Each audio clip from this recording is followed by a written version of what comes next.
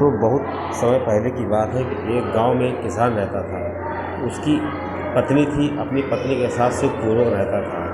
धीरे धीरे उसकी एक पुत्री का जन्म हुआ। पुत्री बहुत प्यारी थी, इसलिए किसान ने उसका नाम पूर्णिमा रखा। अचानक पूर्णिमा की जो माँ थी उसकी तबीयत खराब हो गई और किसान ने उसका बहुत इलाज कराया, लेकिन वो इलाज सफल नहीं रहा, क्योंकि उस समय उतनी आधुनिक सुविधाएं नहीं थी।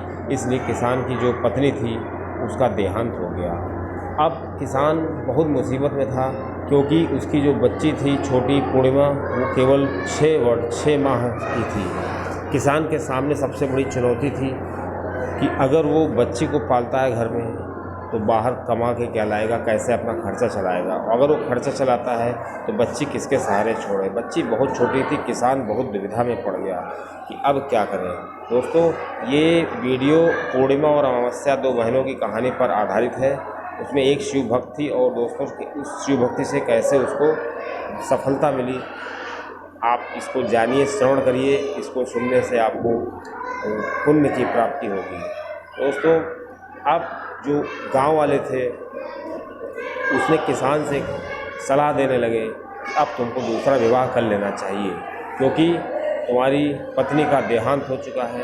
अब बच्ची को पालने के लिए तुम्हें विवाह तो करना ही पड़ेगा। ऐसे में क्या हुआ कि किसान के रिश्तेदार लग करके उस किसान का दूसरा विवाह कर दिया। किसान का जब दूसरा विवाह हुआ तो उसकी जो दूसरी पत्नी थी वो काफ़ी कम उम्र की थी। उसने विवाह कर लिया। धीरे धीरे वो किसान को ये डर था कहीं सौतेली माँ हमारी बच्ची का अनादर न करे, उसका सम्मान न करे। लेकिन जो किसान की दूसरी पत्नी थी वो काफ़ी गरीब घर की थी। उसने पूर्णिमा को काफ़ी प्यार दिया। ये देखकर किसान बहुत खुश हो जाता था और वो निश्चिंत हो गया था कि हमारी पूर्णिमा को एक माँ मिल गई है। लेकिन दोस्तों, धीरे धीरे क्या हुआ, जो किसान की दूसरी पत्नी थी उसके भी एक पुत्री का जन्म हुआ और वो भी पेट से आ गई। दोस्तों, उसकी जो पुत्री थी, किसान की जो दूसरी पुत्री थी अमावस्या, उसने उसका नाम अमावस्या रखा, क्योंकि बड़ी बहन का नाम पूर्णिमा था तो छोटी बहन का नाम अमावस्या रखा। और दोस्तों, वो देखने में बहुत ही कुरूप थी, काली थी, और जो बड़ी बहन थी पूर्णिमा वो चाँद की तरह एकदम सफ़ेद थी, इसलिए उसका नाम पूर्णिमा रखा था। अब जब किसान के पत्नी की दूसरी पुत्री हो गई तो किसान की पत्नी जो है वो पूर्णिमा पे ध्यान नहीं दे पाती थी। उसकी सौतेली जो बेटी थी उस पर ध्यान नहीं दे पाती थी, अपनी ही बेटी पर ध्यान देती थी और उसको उससे कुछ जलन भी होने लगी। अब किसान इस देख करके काफ़ी बहुत ज़्यादा दुखी रहता था, क्योंकि उसकी पत्नी बहुत तेज़ थी और उसको अपनी पत्नी का कहना मानना पड़ता था। अगर वो ऐसा नहीं करता है तो उसको काफ़ी ज़्यादा विरोध का सामना करना पड़ता था। अब उसकी पत्नी दोनों बच्चों का ध्यान रखती थी, लेकिन जो अपनी पुत्री का बहुत ध्यान रखती थी, दूसरे जो सौतेली पुत्री थी उसका ध्यान नहीं रखती थी। दोस्तों, बात ऐसी चली गई, धीरे धीरे वो दोनों लड़कियां बड़ी होती गई और जब दोनों लड़कियां काफ़ी बड़ी हो गईं तब किसान ने सोचा कि क्यों ना इनका विवाह कर दिया जाए। अब किसान ने सोचा कि इसका विवाह कर दें। दोस्तों, धीरे धीरे उनके एक पुत्र का भी जन्म हुआ। उसने पुत्र का नाम मोहन रखा और मोहन जब उसकी पत्नी को हुआ तो मोहन के प्रति उसका काफ़ी लगाव था। अब मोहन भी लगभग उन्हीं की उम्र का हो गया, लेकिन किसान की पत्नी काफ़ी तेज़ थी। उसने अपने पति से कहा, तुम्हें पहले मोहन का विवाह करना चाहिए, क्योंकि घर में एक बहू आ जाएगी, तब हम अपनी लड़कियों की शादी करेंगे। दोस्तों, चूँकि पत्नी की चलती थी, इसलिए किसान ने वर ढूंढ करके मोहन का विवाह कर दिया। मोहन की जो पत्नी थी उसकी पूर्णिमा से बहुत पटती थी। पूर्णिमा उसकी काफ़ी मदद करती थी, लेकिन जो अमावस्या थी उसकी नहीं पटती थी, क्योंकि वो थोड़ा घमंडी टाइप की थी। दोस्तों, आपको बता दें कि जो पूर्णिमा थी वो काफ़ी मिलनसार थी, काफ़ी हेल्पफुल थी, लोगों की काफ़ी मदद करती थी।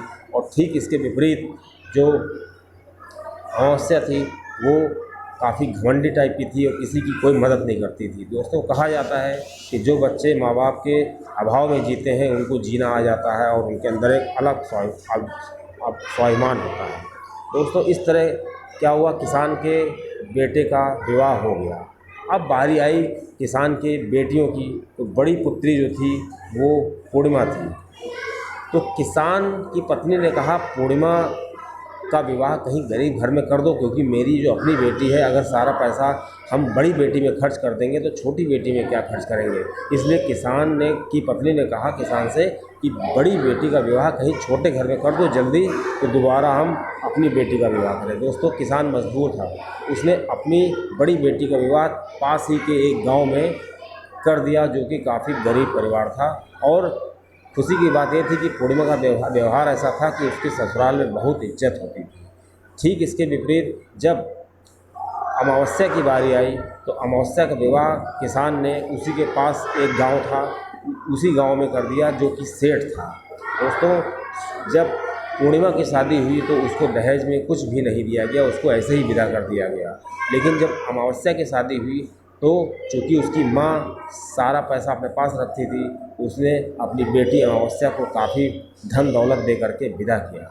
लेकिन दोस्तों, अमावस्या का जो व्यवहार था अपने ससुराल में अच्छा नहीं था।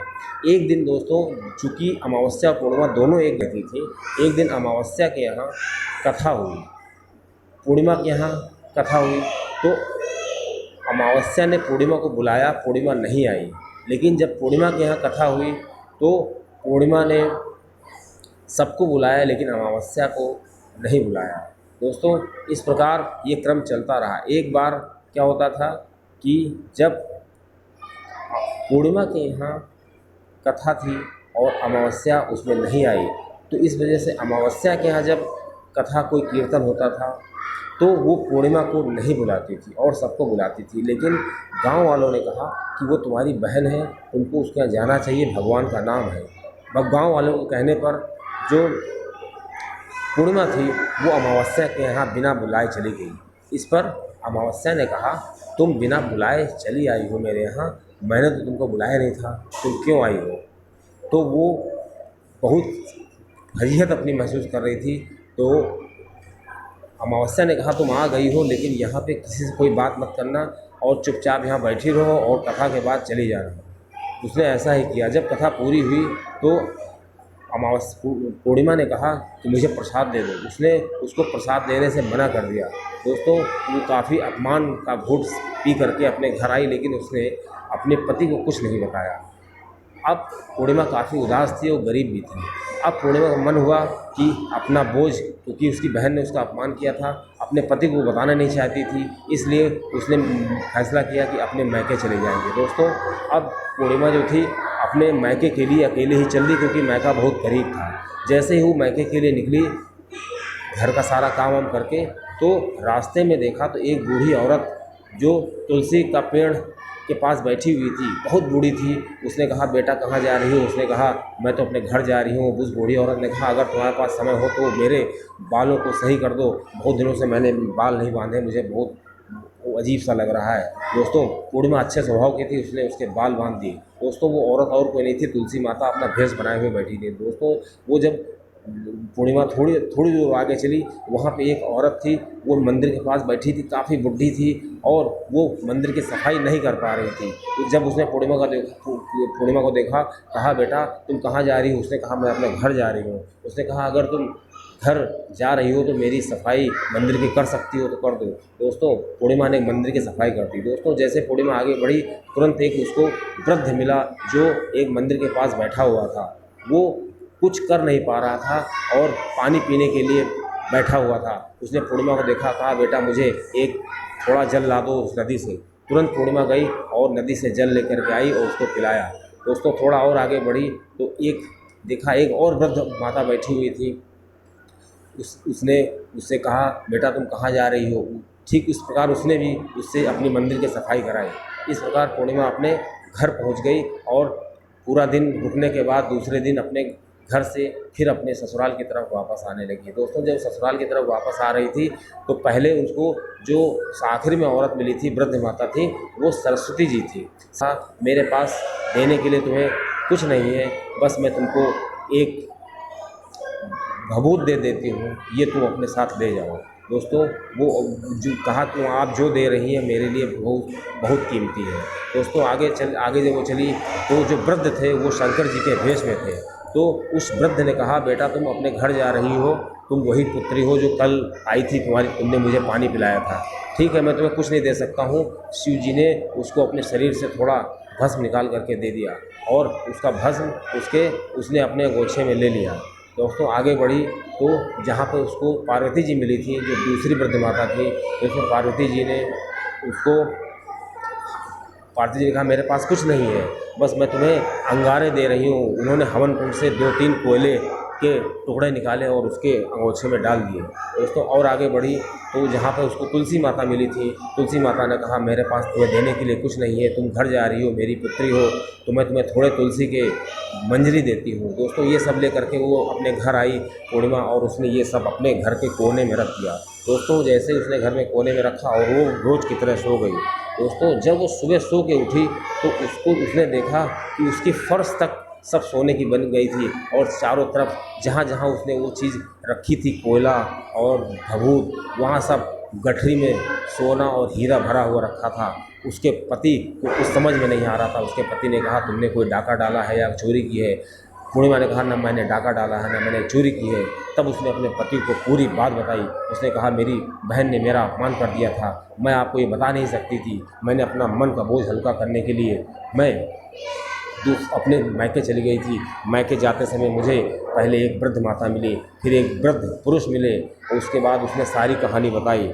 उसके पति को समझने में देर नहीं लगी। जो पहली माता थी तुलसी माता थी, जो वृद्ध पुरुष थे वो श्री शिव जी थे, और जो दूसरी माता थी वो श्री पार्वती जी थी, और जो आखिर में माता मिली वो गंगा मैया थी। और दोस्तों इस प्रकार सरस्वती जी भी मिली। सभी देवियां जब मिली उसको रास्ते में, दोस्तों उसके पति ने उसकी क्षमा मांगी और उसको प्रणाम किया, कहा तुमने सभी देवों के दर्शन कर लिए हैं, धन्य हो तुम। दोस्तों इस चीज़ का जब पता चला इसकी बड़ी बहन अमावस्या को कि ये मेरी बहन बहुत धनी हो गई है, तो वो उसके घर आई। पहली बार उसने कहा तुम इतनी धनी कैसे हो गई हो, तुम मुझसे धनी नहीं हो सकती हो, बताओ तुमने ये सब कैसे प्राप्त किया है, नहीं तो मैं राजा से शिकायत कर दूंगी। दोस्तों पूर्णिमा सीधे स्वभाव की थी, उसने सारी बात बता दी। दोस्तों अब अमावस्या ने भी सोचा कि वो भी अपने पति से लड़ाई करके मैके जाएगी और बहुत सा धन लेके आएगी। दोस्तों अमावस्या ने भी अपने पति से लड़ाई की, पति से कहा मुझे मारो, पति ने मारा और वो अपने घर चली गई। मैके जा रही थी, रास्ते में उसको वृद्ध माता मिली। पहली वृद्ध माता ने उनसे कहा कि मेरे बाल बांध दो, मैं काफ़ी वृद्ध हूँ, मैं काफ़ी बीमार हूँ। दोस्तों अमावस्या का स्वभाव बहुत रूखा था। उसने कहा मैं तो अपने मैके जा रही हूँ, मेरे पास इतना टाइम नहीं है कि तुम्हारे बाल बांधूं। इसी प्रकार दोस्तों आगे चलकर उसको पार्वती जी मिली, जो काफ़ी वृद्ध थी। वो कह रही थी मैं बहुत बीमार हूँ, मेरे जख्म बिल्कुल गहरे हो गए हैं, कृपया करके इन जख्मों को थोड़ा सा पट्टी उट्टी बांध दो। उसने कहा मेरे पास समय नहीं है। इस प्रकार दोस्तों पूर्णिमा ने अमावस्या ने किसी की मदद नहीं की और वो अपने घर चली गई।